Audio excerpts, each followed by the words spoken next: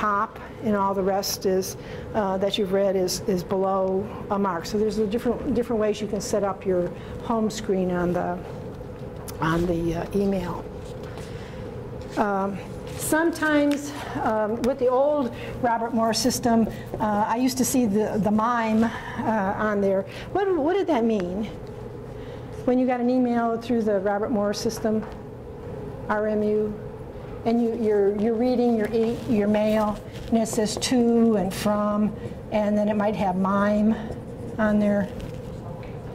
Attachments. Okay. So usually that was the program that was used to put attachments on.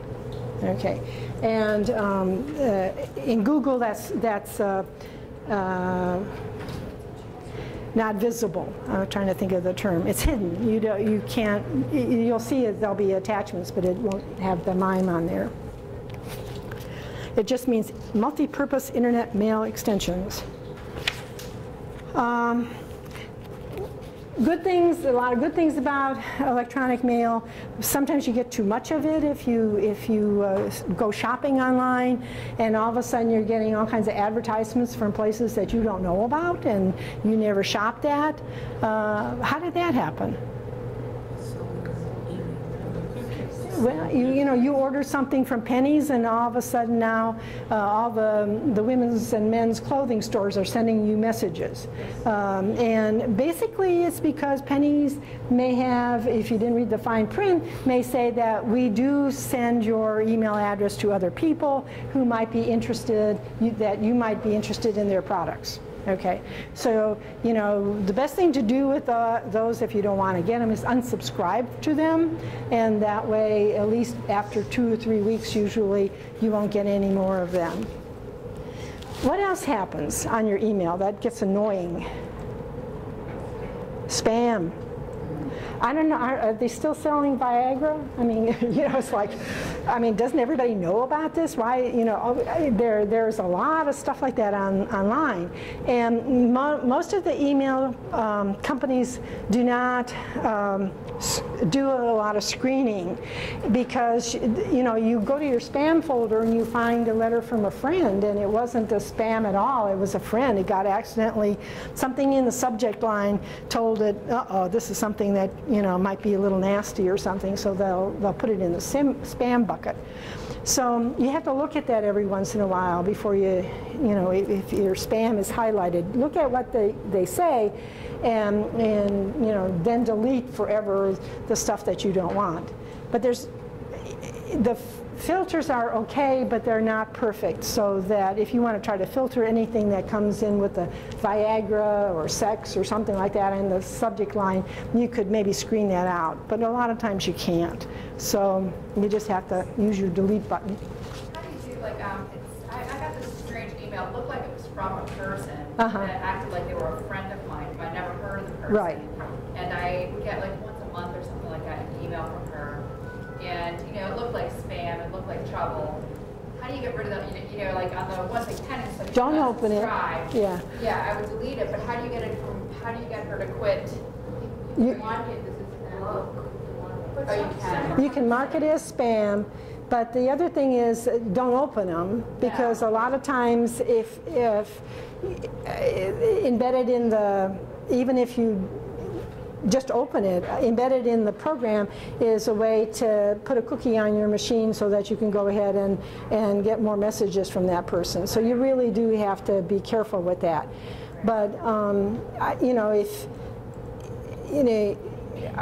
I think marking it as spam from that person, then everything from that person should go into the junk or spam.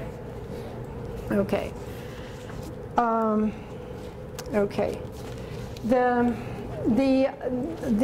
other, okay, so email is one component, and there's a little bit more, I think, in the handout on that, but email is one component of the internet. Okay, email. And another component that became very popular in the early days was what is called a list. Okay, or sometimes they were called listserv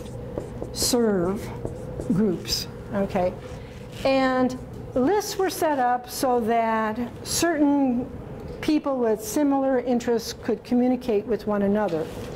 So that if I was a new nurse educator and I wanted to learn more about teaching a class, I might sign up for, I would go hunt, see if I could find a list that where there might be nurse educators that talk to one another. And it's sort of like a blog or weblog that you might use on the website. But lists were set up in a lot of different topics: informatics, trying to think some of the early ones, gardening, show dogs, you know, anything you were interested in, they could develop a list. With these lists, one of the things you had to do was to subscribe to them. And then once you subscribed and told you who they were, the list could either be moderated or unmoderated. A moderated list means that there would be a person who would get your email, text message that says, I'm interested in joining this group and I teach at such and such a place. And they might look at that and say, okay, this is probably a legitimate person, and add them to the list, and then send you a reply with information about the list and how to send messages to the list, how to look at the archives where other older information would be. Things like that would be in the information sheet. And on the handout here, I say something about, you know, save the acknowledgement letter. You don't have to do that with the web list, but with the old lists you had to, because that was the only way you could learn to sign off, because there was a special server you had to go to sign off from the list. So that it was different from the one you subscribed to. So people got on lists, and then it was very difficult to get off of them if you no longer had interest. Today on the website, I'm going to just put here World Wide Web. Okay, on the website we have blogs and discussion groups. Whoops.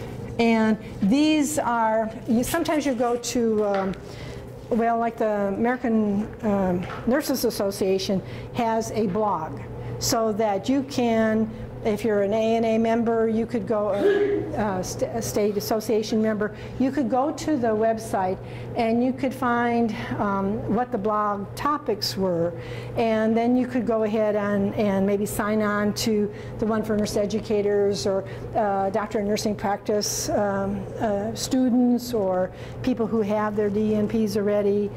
So there would be discussion groups that you could sign on to, and it would be all web-based, okay, which makes life a whole lot easier because it's easier to get on and off of these lists.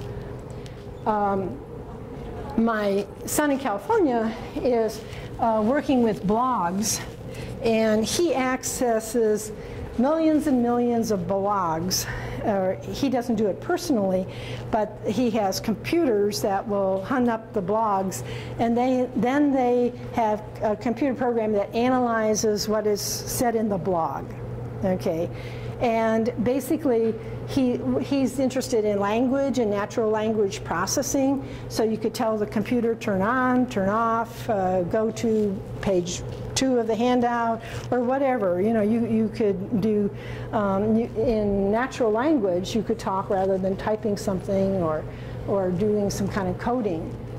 So he's basically analyzing these blogs and just trying to find out, how do people put information together? And one of the blogs that he is working on recently is with one of the children's hospitals in Los Angeles, and there's a nurse that's helping with the project, and basically they're looking at the blogs of parents who have children with cancer. Okay, and what they're looking for in these blogs is what kind of information are these families looking for? You know, if somebody says, you know, I asked my healthcare provider and they didn't give me any information or tell me that my son's hair was going to fall out or or that he might get sicker for a while before he gets better. You know, so there's information there that might be useful for nurses or physicians to share with families so that they can do a better job in caring for their children when they're at home or you know, even in the hospital. So here's a nice application of a blog in terms of what Andrew's interested in, but dealing with healthcare and particular patient population. They could do this with any, you know, they're looking basically, they have to find the right blogs, and so that's why the computer geeks can go ahead and develop programs to find all the ones they want out of the millions and millions of them that are out there. Is there a discussion group for DNPs? Yep. Okay, I put there, there's actually a couple of them. There's this one that's for nurse practitioners, but there's the Doctors of Nursing Practice.ning.com. Okay, that I just accessed it. It's still there, so it's on the web here. They have a list of information about members. They have forums, they have blogs, they have groups, events, chatting, huddling. I'm not sure what huddling means. They have a website and leaderboards. So they have all kinds of subtopics there. And so as a student, you might, you know, be something that you might want to look at. If you sign on to the discussion board, you know, most of the time you're going to get in a stream where you're going to have people talking about different kinds of things, and you might say, you know, I'm not interested in any of this, but I have a question. So you might wait a little bit, maybe a week or two of being on the discussion board, and then post your question and see what happens. Okay, I had the students do that last semester, and they thought that was very interesting because they did have questions about acceptance of nurse practitioners or DNPs or whatever, and so it was a way to get responses. Some of the students were disappointed because the people didn't respond. You know, no one commented back. But generally, you know, nurses are pretty good about, you know, if they have an opinion, an idea, they'll usually share it. Okay. These are usually unmoderated.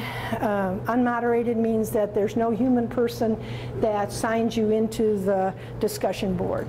Okay, so a moderated list or discussion board would sort of be controlled by somebody, let you in. If you're not who you say you are, you know, if you're not, you know, sometimes you could get a doctor, a physician, that signs into a DNP board, and you know, maybe you don't want that, you know. So if they're unmoderated, that can't happen, and you can't tell from their login name and things like that. Okay. The other thing that was on the internet was news groups.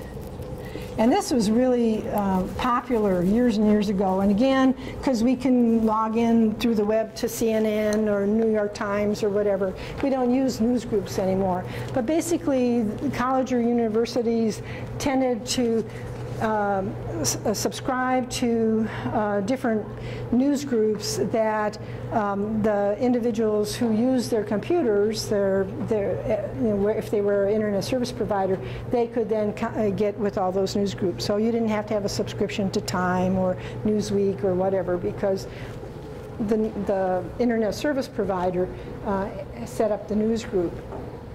Again, because we can access on the web the newspapers we want, Post-Gazette, or you want to know what's going on back home, you can log into your local newspaper and get information.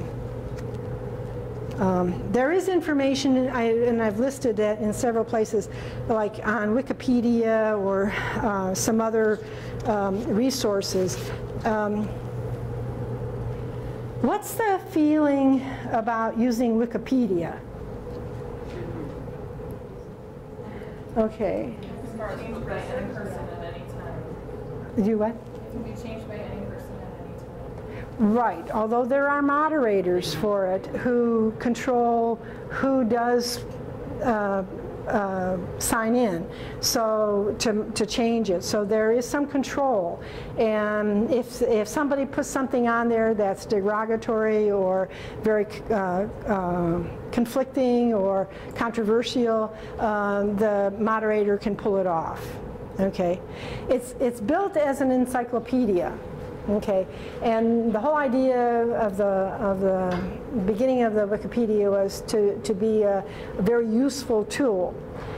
I know that you would not want to cite Wikipedia in your capstone project, okay? But if you were looking up something and wanted more information and wanted it fairly quickly from a reliable source, a relatively reliable source, Wikipedia is not a bad thing. When my last grandson was born, my granddaughter, my daughter-in-law, was concerned about swaddling. How long should she swaddle her baby? And I said, well, I think they're all right in swaddling until you start turning them, when they start turning over by themselves, and it's probably not a good idea to have them in a swaddle. So what did I do? I went to Wikipedia and looked up swaddling babies and got some information, got some web sources from there, and then I could go on and do other searches, and I could get to the PubMed to check the research that's out there, and CINAHL to see what might have been published about that. But if you're looking for some quick information, okay, that's relatively reliable, okay, then Wikipedia is a good source. And I would not avoid going there, okay, if you're just looking for something quick. Usually it's referenced, so if you find something good on there, you can go to the references, and that's those references that you go to then if you want to put in your paper as a lit review or something like that. So you'll see on several of my documents I might have resources at Wikipedia, and I don't think it's, I think they usually have disclaimers up on top saying this is unedited, or this needs refining, or this looks like it's a paper that was published in a class or for a class or something like that. So that please add to, and so they're trying to keep it clean, I think. Okay. The other thing the internet had were chat rooms. Okay, and we still have them. Okay, on the web, you can get into chat rooms. We had an incident here in Pittsburgh a year or two ago, or maybe that was in Springfield a little bit longer ago, where a woman was arrested and her children taken away from her because she was ignoring them for 24, 48 hours at a time and just getting on the chat rooms and chatting. And so she had little kids and not feeding them and not taking care of them or whatever. So those can be very addictive. Unfortunately, some of those turn into sex-based type of chat rooms or video, audio kinds of things. So there are, on Yahoo apparently, there's still chat rooms that you can subscribe to. And on some of the, I think on this one, actually, there's a live chatting, sort of like a Skyping kind of thing that you can do audio. And then the other thing they had was Gopher, so that you could search, because there was no search engine, so it turned out to be your surfing. And then the file transfer protocol, TFP. Okay. But then along came the web. Okay. And when the web came along, whoops, I forgot one, Telnet. Let me get that one on first. Telnet.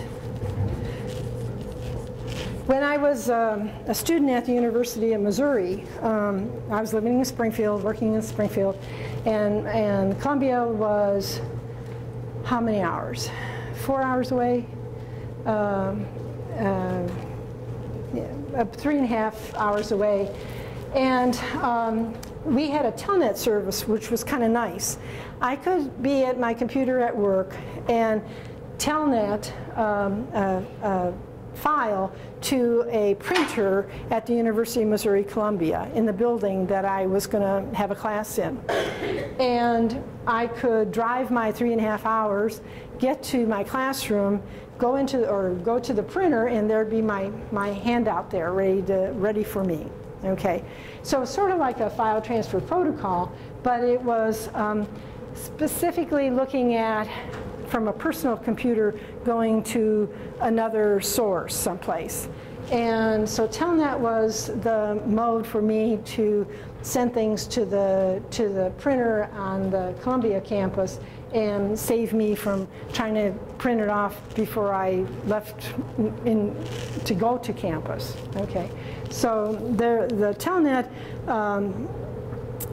still exists, but it's not used much anymore. Okay, so what we're using now, and what you folks are most familiar with, is the World Wide Web. Okay.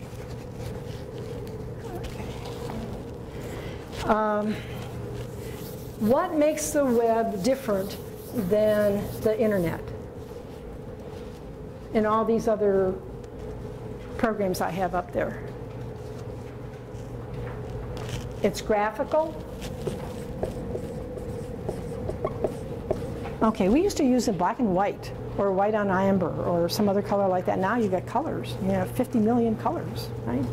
And so you have banners, and you have images, and you have text, and you have all kinds of things that can be on your screen. And you also had hypertext. So that if you had www.rmmu.edu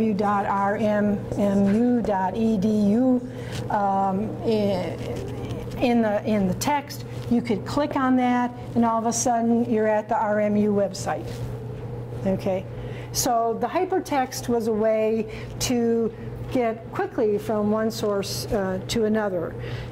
So the hypertext and hyperlink basically allows you to navigate from one website to another. In order to use the internet, besides the internet service provider that you need, and the operating system that your computer needs, is you need to have some type of browser, and you need to have some type of search engine. Okay, and I have a handout. I'll toss a little bit more about the browsers and the search engines. But basically, the browser maybe like Yahoo is a browser. Google Chrome is a browser. MSN is a browser. Okay, so there's their internet. Netscape Navigator, Internet Explorer are browsers. Firefox is a browser. So if you log on to Firefox, okay, or if you Safari, if you're a Mac person, Safari's kind of popular, or what you call it, Internet Explorer. See, I don't use that anymore, so I don't remember it. So basically, what you have are ways that this browser is going to allow you to do different things. It may provide you with some news, so you can see up-to-date news, what's going on in the world.